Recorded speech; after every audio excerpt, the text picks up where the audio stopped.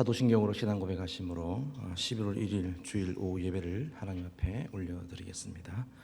전능하사 천지를 만드신 하나님 아버지를 내가 믿사오며 그 외아들 우리 주 예수 그리스도를 믿사오니 이는 성령으로 잉태하사 동정녀 마리아에게 나시고 본디오 빌라도에게 고난을 받으사 십자가에 못 박혀 죽으시고 장사한 지 사흘 만에 죽은 자 가운데서 다시 살아나시며 하늘에 오르사 전능하신 하나님의 우편에 앉아 계시다가 저리로서 산자와 죽은 자를 심판하러 오시리라.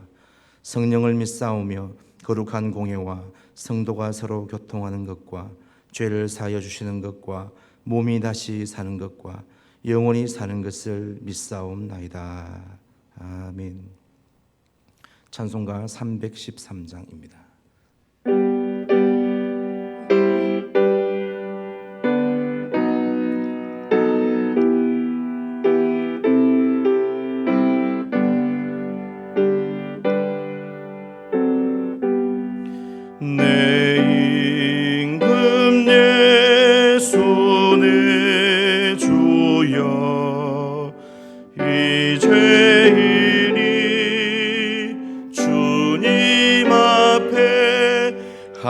한없는 은혜 받고서 내 생명 모두 드리오니 그 풍성하신 은총을 주 내게 내려주소서. 내 임금 예수 내 주여, 내 허물은 덮으시고 주 십자가에 흘리신 그 피를 믿는 마음 보사 내 중한 죄를 사하여 참 평안한 맘 주소서. 내 임금 예수 내 주여, 주 은혜에 감격하여 한없는 감사 찬송을 내 주님 앞에 드리오며 내 마음과 정성 다하여 늘 기뻐하며 살리라. 내 임금 예수 내 주여, 이 마음과 이 천한 몸 그 보배 피로 값주고 주 친히 사신 것이오니 나 이제 사나 죽으나 주 뜻만 따라 살리라.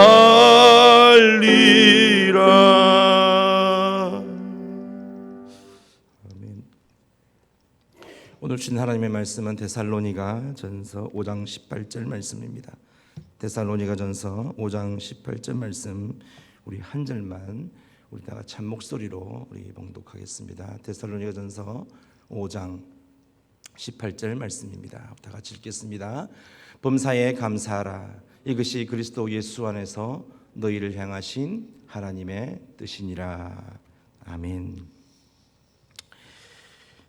그 일이 그 사람을 증명한다라는 말이 있습니다. 한 분야에 오랫동안 일하신 분들은 그분의 얼굴만 떠올려도 그분이 하시는 일이 생각이 납니다. 반대로 그분이 하시는 일을 보면 또 그분이 얼굴이 이렇게 떠오르게 되는데, 제가 예전에 섬기던 교회에 배 집사님이라는 분이 계셨습니다. 이 집사님 하시는 일은 폐지나 옷이나 뭐 고철이나 비철 이런 것들을 이렇게 받아가지고 다시 되파는 그런 재활용 센터를 그렇게 운영을 하셨던 분입니다. 집사님 말로는 젊었을 때부터 그 일을 시작하시는데 횟수로는 25년 정도가 넘었다는 말을 들었습니다. 지금은 그분의 아들이 그 일을 물려받아서 사업체를 그렇게 운영을 하고 있는데요. 이제 연세가 드셔서 일선에서 물러나시겠지만 그래도 평생 그 일을 하셨던 분이라서 교회에서 예배가 끝나게 되면 행사를 마치게 되면 이제 교회의 뭐 각 부서나 이런 데서 나오는 그런 폐지들을 이렇게 다 정리해 가지고 그 큰 짐 자전거에 이렇게 싣고 가시던 그런 모습이 눈에 선합니다. 요즘에도 저희 집 주위나 또 길에서 폐지를 줍는 그렇게 연세 지긋하신 분들을 만날 때면 그 배집사님 얼굴이 그렇게 떠오르곤 하는데요. 그 일이 그 사람을 증명해 준다는 그 말은 바로 이 배집사님 같은 분을 두고 하는 말이 아닐까, 그런 생각을 해보게 됩니다. 오늘 말씀에도 감사의 삶으로 자신이 누구인지를 증명한 사람이 등장하는데, 오늘 본문을 쓴 저자인 사도 바울입니다. 오늘 본문에서 바울은 그리스도인들을 향하여서 범사에 감사하라고 권면합니다. 그리스도인들이 가져야 할 삶의 태도 중에서 가장 중요한 것이 있다고 한다면 바로 감사하는 태도입니다. 모든 것을 협력하여 선을 이루시는 하나님을 신뢰하고 감사하며 살아가는 것이 신앙생활의 기본이라고 할 수 있습니다. 무엇을 소유해서 그리고 좋은 환경이 있어서 감사하라라고 하는 것이 아니라 모든 상황 속에서도 또 범사에 감사하라라고 하는 그런 이야기죠. 감사하는 생활, 감사하는 태도가 주님 안에서 우리를 향하신 하나님의 뜻이다라고 그렇게 말씀합니다. 그런데 바울이 이렇게 말할 수 있었던 여러분 이유는 무엇이었겠습니까? 그가 가진 것이 많아서였을까요? 아니면 좋은 환경 가운데 있어서 그가 그렇게 이야기했겠습니까? 그렇지 않습니다. 오히려 바울 자신은 고난과 그리고 위기와 그리고 최악의 환경 가운데 놓여 있었던 사람이 바로 바울이 살았던 인생입니다. 바울의 상황과 형편을 잘 설명해 주는 말씀이 있습니다. 고린도후서 11장 23절에서 27절 말씀에 보면 그 내용이 잘 나와 있습니다. 내가 수고를 넘치도록 하고 옥에 갇히기도 더 많이 하고 매도 수없이 맞고 여러 번 죽을 뻔하였으니 유대인들에게 40에 하나 감한매를 5번 맞았으며 3번 태장으로 맞고 1번 돌로 맞고 3번 파선하고 일주야를 급음해서 지냈으며 여러 번 여행하면서 강의 위험과 강도의 위험과 동족의 위험과 이방인의 위험과 시내의 위험과 광야의 위험과 바다의 위험과 거짓 형제의 위험을 당하고 또 수고하고 애쓰며 여러 번 자지 못하고 줄이며 목마르며 여러 번 굶고 춥고 헐벗었노라. 그런 이렇게 고백합니다. 그런데 여러분 이것이 다가 아닙니다. 바울은 아시아에서 당한 고난이 너무나 혹독하고 견디기가 힘들어서 살 소망까지 끊어졌고 마치 마음의 사형 선고를 받은 것 같다고 고백하기도 했습니다. 그러나 바울은 그러한 상황이 있었음에도 불구하고 입을 열 때마다 강조한 것이 바로 감사였습니다. 제가 성경 구절 찾기 프로그램을 통해 가지고 바울 서신에 나타난 감사라는 그런 제목으로 바울이 쓴 그 편지 속에 감사라는 내용이 단어가 몇 번 정도 나오나 제가 한번 찾아봤는데요. 그 내용이 50번 가까이 그렇게 되었습니다. 거의 감사라는 그 내용을 빠뜨리지 않고 그가 편지를 쓸 때마다 교회에 편지를 보낼 때마다 그 감사의 내용을 담고 있었던 것이죠. 예를 들면 이런 말씀입니다. 디모데전서 4장 4절 말씀에 하나님께서 지으신 모든 것이 선함에 감사함으로 받으면 버릴 것이 없나니. 또 빌립보서 4장 6절 말씀에 아무것도 염려하지 말고 오직 모든 일에 기도와 간구로 너희 구할 것을 감사함으로 하나님께 아리라. 그리고 디모데전서 1장 12절에도 나를 능하게 하신 그리스도 예수 우리 주께 내가 감사함은 나를 충성되이 여겨 내게 직분을 맡기심이. 이런 내용들이 그가 쓴 모든 서신서에 이렇게 감사의 내용이 담겨 있다는 것입니다. 이렇게 바울은 성도들을 향해서 쉬지 말고 감사하고 범사에 감사하며 너희가 감사하는 자가 되라고 끊임없이 그렇게 말을 하고 있습니다. 그러면 바울에게 있어서 감사의 근거는 뭐였을까요? 바울은 무엇이 있고 또 좋은 환경과 어떤 여건 때문에 그렇게 감사하는 것이 아니었습니다. 그가 감옥에 갇히고 매를 맞고 숱한 고난 중에도 감사할 수 있었던 그 단 한 가지 이유는 오직 예수 그리스도 때문이었습니다. 바울은 빌립보서 3장 8절 말씀에서 이렇게 고백합니다. 또한 모든 것을 해로 여기면 내 주 그리스도 예수를 아는 지식이 가장 고상하기 때문이라. 내가 그를 위하여 모든 것을 잃어버리고 배설물로 여기면 그리스도를 얻고 그 안에서 발견되려 함이니라고 고백합니다. 바울이 그 모든 고난과 어려움 속에서도 감사할 수 있었던 이유는 바로 그리스도로 인함이었던 것이죠. 그리스도를 얻었기 때문에 그 구원의 은혜를 누렸기 때문에 바울은 모든 것을 배설물로 여기고 고난과 그리고 위기 중에서도 오히려 감사하며 살아갈 수 있었던 것이죠.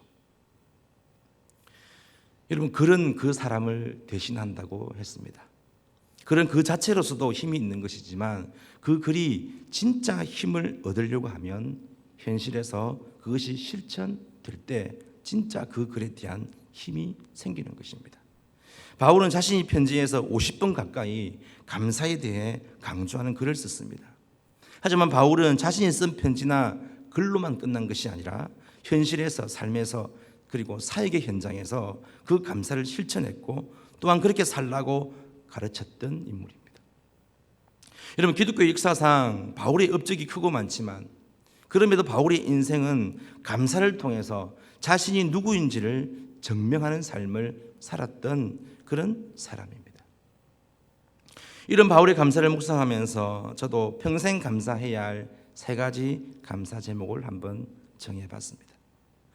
저희 첫 번째 감사는 저 같은 죄인을 너무나 사랑하셔서 십자가의 크신 사랑으로 구원해 주신 은혜에 대한 감사입니다. 바울이 에베소서 2장 4절 말씀에서 고백했듯이 긍휼에 풍성하신 하나님, 우리를 사랑하신 그 큰 사랑으로 인하여 허물로 죽은 우리를 그리스도와 함께 살리셨고 너희가 은혜로 구원을 얻은 것이라. 저는 1년에 제사를 8번이나 드리는 그런 가정에서 유일하게 예수를 믿고 그리고 목사가 된 사람입니다. 그러기에 어떤 상황과 형편에 있든지 주님의 그 십자가의 은혜와 사랑을 생각하면 감사할 수밖에 없습니다. 당장 눈에 보이는 것이 없고 당장 손에 잡히는 것이 없어도 주님이 저 같은 사람을 사랑하셔서 저 같은 죄인에게 은혜를 베푸셔서 하나님의 자녀로 삼아주신 것, 구원받은 백성으로 삼아주신 것, 우리가 그 사실을 생각하면 다시금 일어설 수 있고 또 어렵고 힘들지만 감사하다는 고백을 할 수밖에 없습니다. 그래서 누가 저에게 뭐가 제일 감사하냐라고 그렇게 물어본다고 한다면 다른 거 다 제껴놓고 단 1초도 생각하지 아니하고 구원받은 은혜가 제일 감사합니다 라고 그렇게 말할 수 있습니다. 어떤 말로도 그 무엇으로도 다 갚을 수 없는 그런 은혜를 누린 사람이기에 더더욱 감사할 수밖에 없는 것이죠. 두 번째 감사 제목은 구원받은 은혜만으로도 감사한데 저에게 하나님과 동역할 수 있는 영광스러운 직분과 사명을 주신 그 은혜에 대한 감사입니다. 하나님이 모든 것을 다 하실 수 있음에도 불구하고 저를 사랑하셔서 믿음의 자녀로 불러내시고 구원하심으로 하나님의 사역을 맡겨주신 은혜가 얼마나 감사합니까? 그랬으면 좀 더 완벽하고 실수 없이 좀 모든 일을 좀 퍼펙트하게 모든 일들을 좀 잘하면 또 얼마나 좋겠습니까? 주위에 실력 있고 능력 많은 사람들이 저렇게 다 많이 있는데 왜 하필 저 같은 사람을 이렇게 부르시고 이렇게 쓰고 계실까 하는 그런 좀 답답하고 하나님 입장에서 좀 안타까운 마음이 들 때도 참 많이 있습니다. 그런데 돌아보면 답답하고 부족해서 연약함 투성임에도 불구하고 다시금 기회를 주시고 은혜를 주셔서 사명을 감당하게 하시는 그 사랑을 생각할 때마다 그저 감사할 수밖에 없는 것이죠. 마지막 3번째 감사는 날마다 살려주시는 은혜입니다.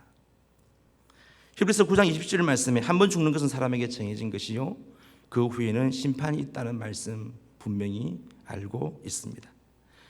그래서 여러분, 오래 사는 것이 중요한 것이 아니라 주님이 부르시는 그날까지 하나님께서 매일매일 눈뜨게 하시고 해야 할 일이 있고 부족하지만 할 수 있는 일이 있어서 또 얼마나 감사합니까?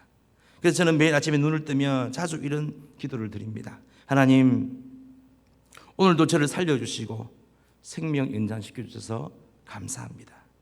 오늘도 은혜와 긍휼을 베풀어 주시고 불쌍히 여겨주셔서 주신 사명 잘 감당할 수 있도록 지혜와 총명과 분별력을 허락해 주옵소서. 이렇게 기도를 드리곤 합니다. 사실 하나님이 저 같은 사람을 살려주셔야 할 이유가 있겠습니까? 사역자임에도 믿는 자라고 하면서도 날마다 죄로 인해서 하나님의 마음을 아프게 하고 주님을 실망시켜 드리는 일들이 얼마나 많이 있습니까?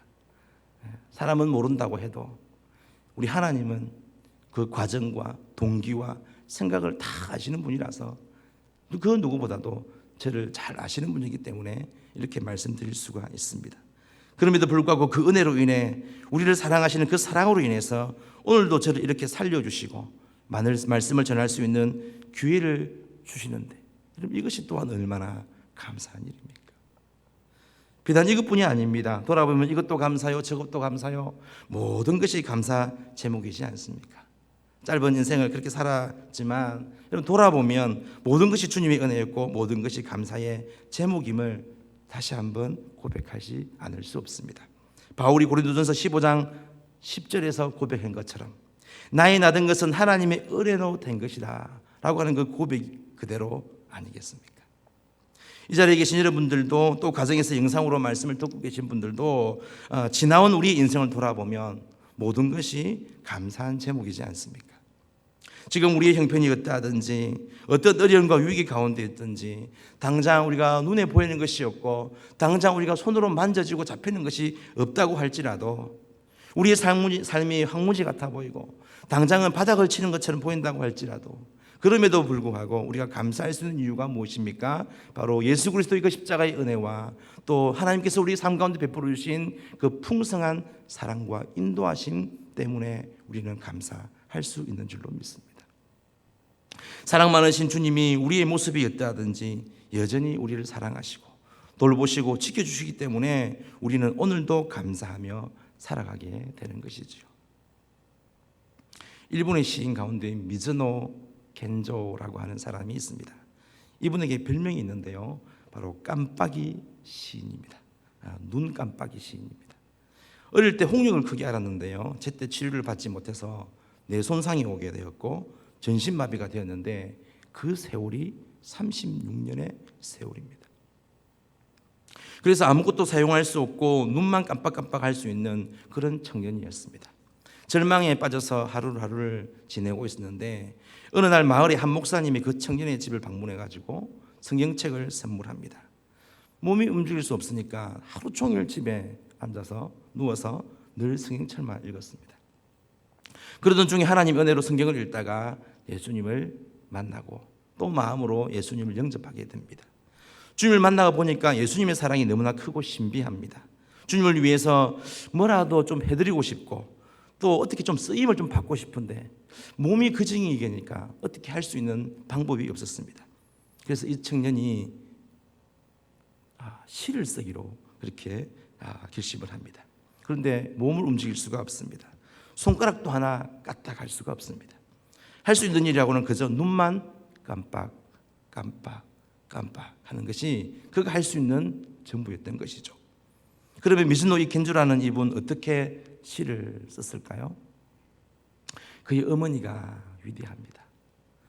그의 어머니가 일본어의 모든 철자를 아들 앞에 두고 하나하나 일일이 손으로 그 철자를 짚어줍니다.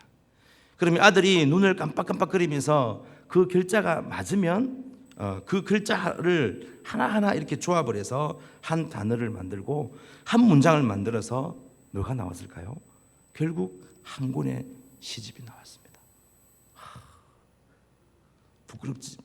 이 참 제가 설교 준비하면서 이분의 예화를 읽으면서 참 부끄럽더라고요.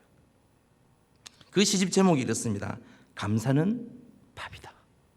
감사는 밥이다. 그 시집에 시 한 편이 있는데요, 너무 은혜가 됩니다. 제목이 괴롭지 않았더라면 이라는 제목입니다. 만일 내가 괴롭지 않았더라면 하나님의 사랑을 받아들이지 않았을 것을, 만일 형제 자매들이 괴롭지 않았더라면 하나님의 사랑은 전해지지 않았을 것을, 만일 우리 주님이 괴롭지 않았더라면 하나님의 사랑은 나타나지 않았을 것을. 이 시집을 출간했을 때 한 기자가 그의 집에 찾아와서 질문을 합니다. 혹시 당신이 건강을 되찾았을 때에, 혹시 소리내어서 말할 수 있었을 때에 가장 먼저 하고 싶은 말이 뭡니까? 그렇게 기자가 물었을 때에 이때도 어머니의 도움을 받아가지고 철자를 조합해서 문장을 만들었는데 그 문장이 어떤 것이었겠습니까? 바로 감사합니다 였습니다. 성도 여러분, 지금 이 미즈노 겐조라는 사람의 상황이 감사할 수 있는 상황입니까? 도무지 감사할 수 없는 상황입니다. 그의 몸은 하나님 앞에 도저히 쓰임받을 수 없는 그런 육신입니다.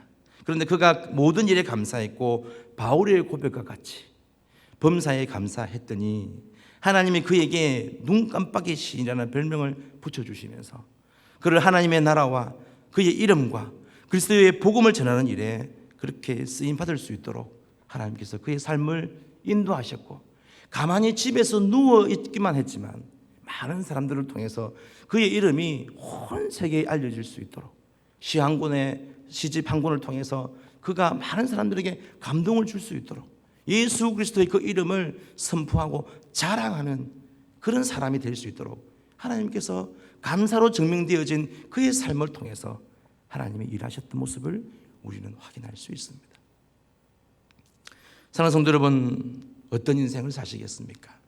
여전히 지금 당장 나에게 없는 것 때문에 불평하고 남들 손에 들려있는 그 무엇인가로 인해서 원망하는 삶을 사시겠습니까?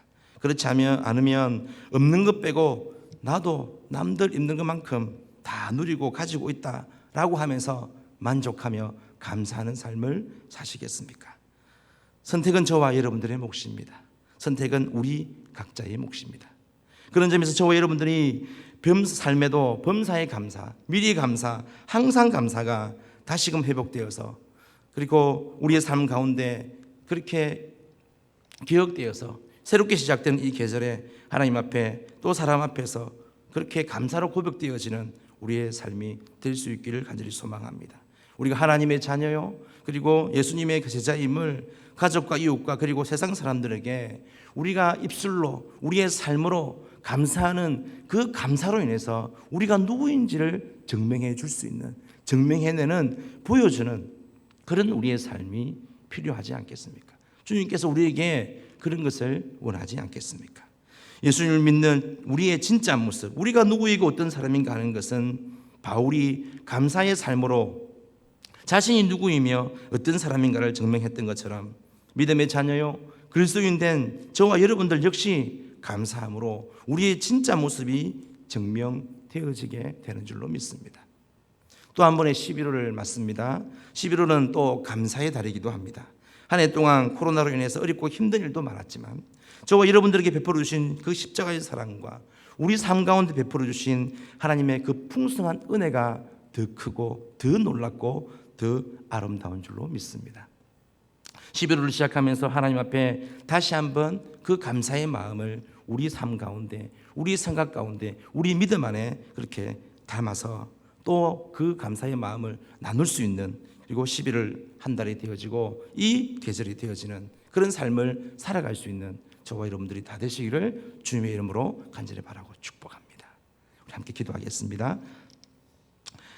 감사하고 고마우신 하나님 아버지, 결실로 내딛는 계절과 감사의 계절 11월을 우리에게 허락하시고 또 첫 주일 오후 예배로 하나님 앞에 나아가게 하시니 감사를 드립니다. 오늘 말씀 속에서 감사로 자신의 정체성을 증명하는 삶을 살았던 바울과 같이 오늘 저희들의 삶도 감사의 고백이 넘치는 삶이 되게 하여 주셔서 우리의 가족과 이웃과 우리가 만나는 모든 이들에게 감사의 고백을 통해 우리가 하나님의 자녀요 예수님의 제자임을 증명하며 나타낼 수 있도록 축복하여 주옵소서. 바울이 가진 것이 많고 누린 것이 많아서 감사의 삶을 산 것이 아니라 주님의 그 십자가의 사랑 때문에 모든 것을 배설물로 여기고 그리스도를 얻게 된 것 같이 지금 당장 우리에게 없는 것 때문에 불평하고 남들 손에 들려있는 그 무엇인가로 인해서 원망하는 삶이 아니라 오히려 그런 중에도 감사하며 만족할 때 하나님이 채우시고 부어주시는 그 놀라운 사랑과 은혜를 경험하는 그런 저희들이 될 수 있도록 은혜 베풀어 주시옵소서.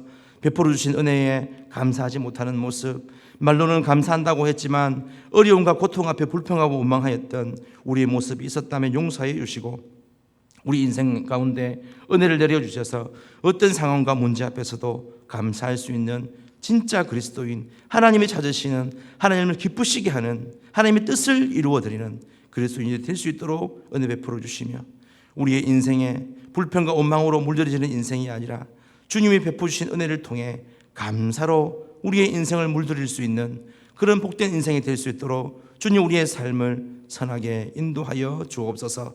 새롭게 시작되는 한 주간 성령님 친히 동행하여 주셔서 모든 일에 분별력과 판단력을 허락해 주시고 말씀과 기도로 세상과 구별되는 삶을 살며 주님을 기쁘시게 해드릴 수 있는 믿음의 복된 자녀들이 될 수 있도록 주님 지키시고 보호하여 주시옵소서. 지금은 우리를 위해 십자가 고난 당하신 우리 주님의 크신 은혜와 하나님의 풍성하신 사랑과 성령님의 교통이로 함께 하심의 은혜가 감사를 통해 우리의 진짜 모습, 우리가 누구이고 어떤 사람인가를 삶으로 증명해 보이기를 원하며 바울의 고백과 같이 범사의 감사, 미리 감사, 항상의 감사를 통해 주님의 뜻을 이루어드리기를 원하는 이 자리의 머릿속에는 우리 성도님 한 사람 한 사람 머리 위에와 그의 가정과 그의 모든 삶의 터전 위에 지금도 세워주신 자리에서 한 영혼 한 생명 붙들고 농어촌 낙도오지 선교지에서 사역하는 사역자들과 모든 선교사들 위에와 그의 모든 사역과 생활의 터전 가운데 지금부터 영원토록 함께해 주시기를 우리 구주 예수 그리스도 이름 받들어 간절히 축원하옵나이다. 아멘.